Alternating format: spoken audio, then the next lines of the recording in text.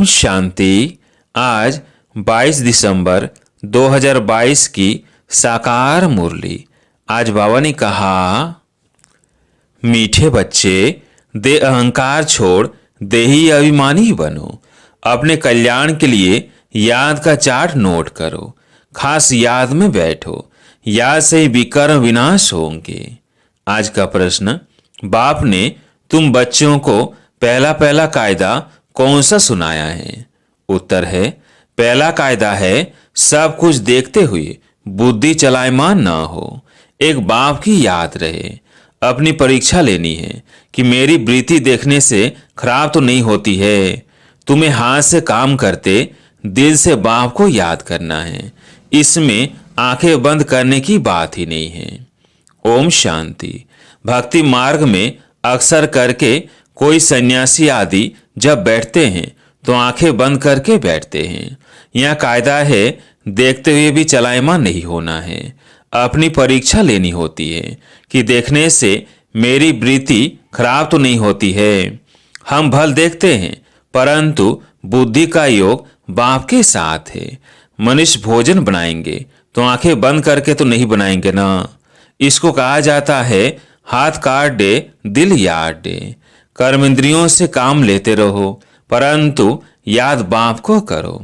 जैसे स्त्री पति के लिए भोजन बनाती है, हाथ से काम करती रहेगी परंतु बुद्धि में होगा कि मैं पति के लिए भोजन बनाती हूँ। तुम बच्चे बाप की सर्विस में हो। बाप कहते हैं, बच्चे मैं तुम्हारा ओबीडिएंट सर्वेंट हूँ। बच्चों को अर्थात आत्मा को समझाएंगे ना। आत्मा कहेगी, स्वीट फादर, आप जो हमको ज्ञान और योग सिखलाते हो, हम उस सर्विस में ही बिजी है। और आपने डायरेक्शन दिया है कि गृहस्थ व्यवहार में रहते काम करते घड़ी घड़ी मुझे याद करते रहो। तुम रेगुलर याद कर नहीं सकते। कोई कहे हम 12 घंटा याद करते हैं परंतु नहीं, माया घड़ी घड़ी बुद्धि योग जरूर हटाएगी। तुम्हारी लड़ाई है ही माया के साथ। माया याद करने नहीं देती है क्योंकि तुम माया पर जीत पाते हो। रावण जीत जगत जीत। राम भी जगत जीत थे। सूर्यवंशी चंद्रवंशी जगत जीत थे। तो इन आंखों से देखते हुए बुद्धि बाप के साथ रहनी चाहिए। देखना है मेरे को कोई चलायमानी तो नहीं आती है। बाप को पूरा याद करना है। ऐसे नहीं कि मैं तो शिव बाबा का हूं ही, याद करने की क्या दरकार है। परंतु नहीं, खास याद करना है और यह नोट रखना है कि सारे दिन में हमने कितना समय याद किया। ऐसे बहुत होते हैं जो सारे दिन की हिस्ट्री लिखते हैं कि हमने सारा दिन यह किया। जरूर अच्छे मनुष्य ही लिखेंगे। अच्छी चाल लिखते हैं तो पिछाड़ी वाले देखकर सीखें।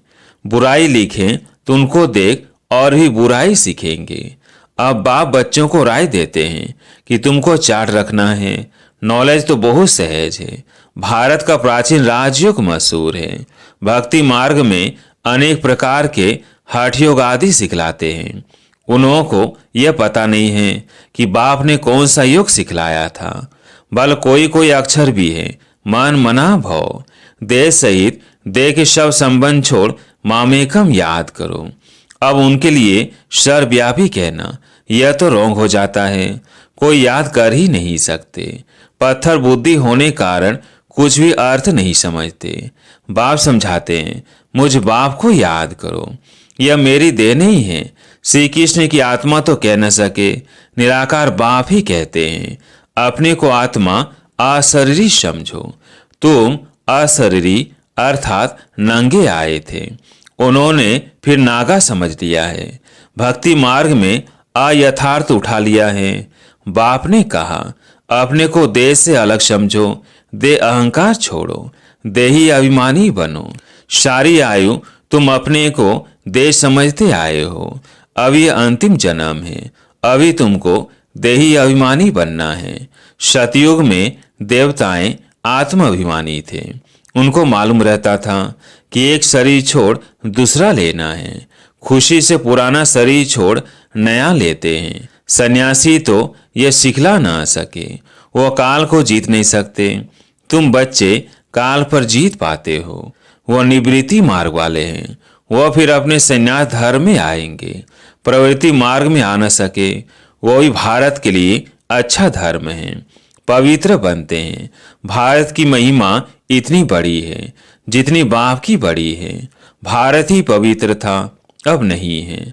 भारत सबका तीर्थ स्थान है। सब मनुष्य मात्र की अभी सदगति होगी। कहते हैं गॉड फादर इज लिबरेटर, दुख से लिबरेटर कर शांति धाम में ले जाते हैं। अगर भारतवासियों को मालूम होता तो सर्वव्यापी नहीं कहते। शिव जयंती यहाँ मनाते हैं, गाते भी हैं कि हे पतित पावन, निराकार बाप को याद करते हैं।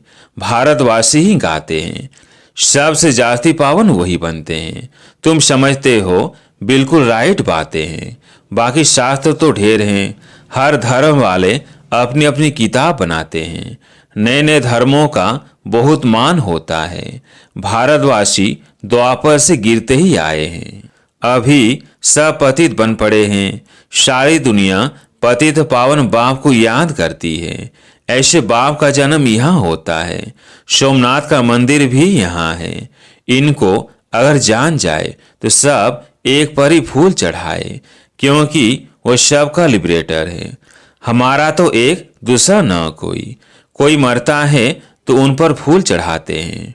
शिव बाबा तो मरते नहीं हैं, सबको शांति धाम ले जाते हैं। शिव के मंदिर जहाँ तहाँ हैं। विलायत में भी शिवलिंग को सब पूजते हैं, परंतु यह पता नहीं है कि हम इनको क्यों पूजते हैं। बाप स्वयं बेट समझाते हैं कि शिव जयंती के बाद श्री कृष्ण जयंती भारत में ही होती है। शिव जयंती के बाद नई दुनिया आती है। बाप आते हैं पुरानी दुनिया को नया बनाने। भारत सबसे ऊंच है, नाम ही है पैराडाइज। तुम सब खुश होते हो कि अभी हम स्वर्ग की स्थापना कर रहे हैं सीमत पर। हम खुदाई खिदमतगार हैं, सेल्वेशन आर्मी है। सारी दुनिया को रावण की जंजीरों से तुम छुड़ाते हो। तुम जानते हो बाबा के साथ हम भारत की खिदमत कर रहे हैं।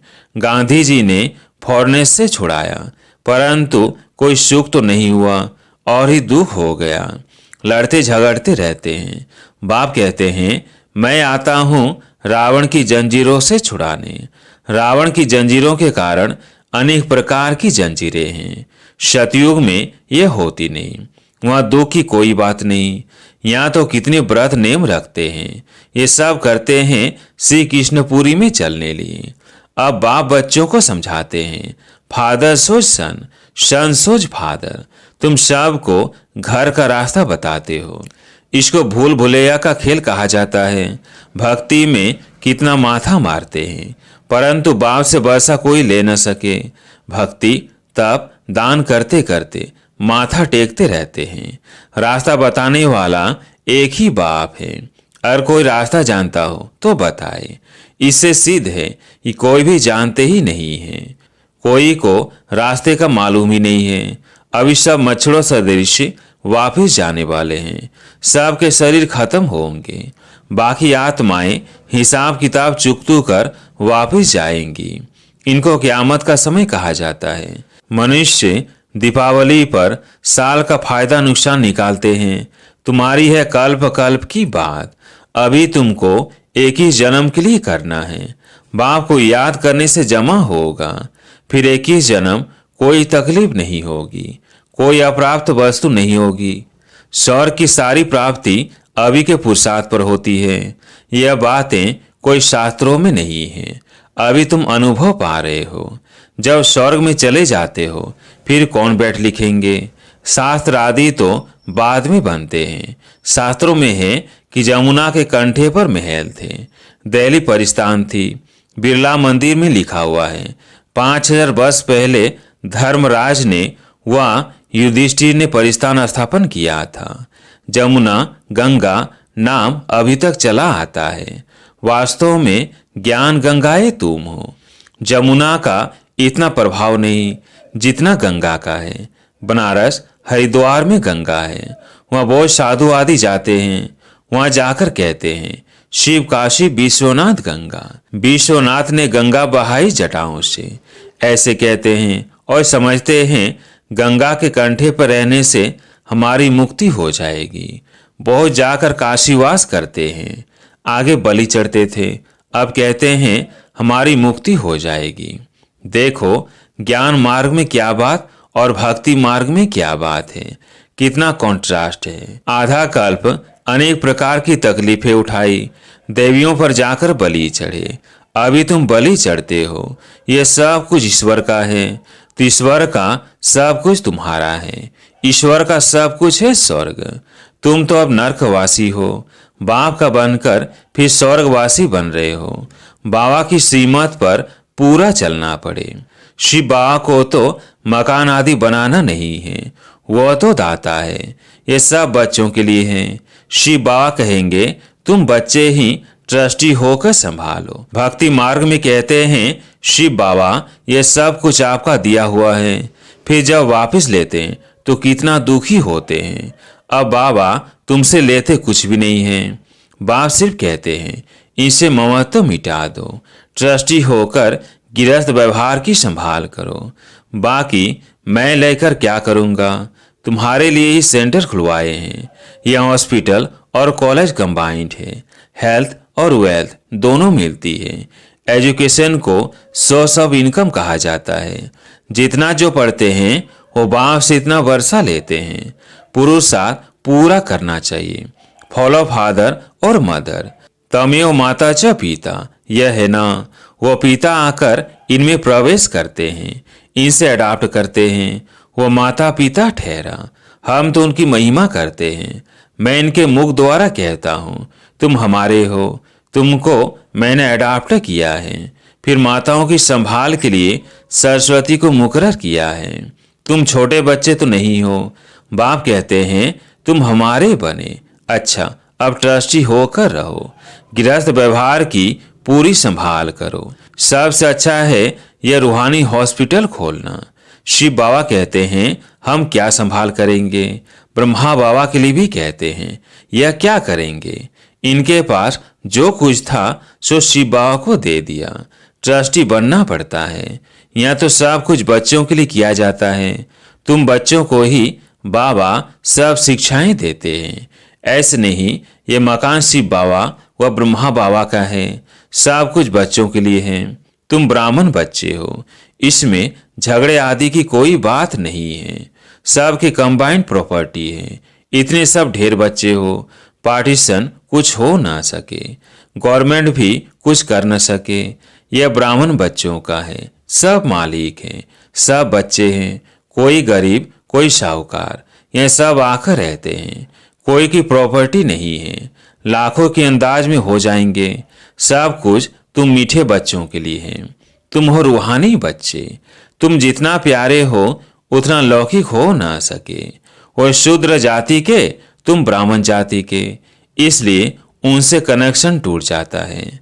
सन्यासी यह नहीं कहेंगे यह सब तुम्हारे लिए है, मैं भी तुम्हारा हूँ। शिव बाबा कहते हैं मैं निष्काम सेवाधारी हूँ। मनुष्य निष्कामी हो न सके, जो करेगा उसको उनका फल जरूर मिलेगा। मैं फल नहीं ले सकता हूँ। पुरानी दुनिया पुराने शरीर में आकर प्रवेश करता हूँ। यह मेरे लिए यह पुराना शरीर है। भक्ति में मेरे लिए बड़े बड़े मंदिर बनाते हैं।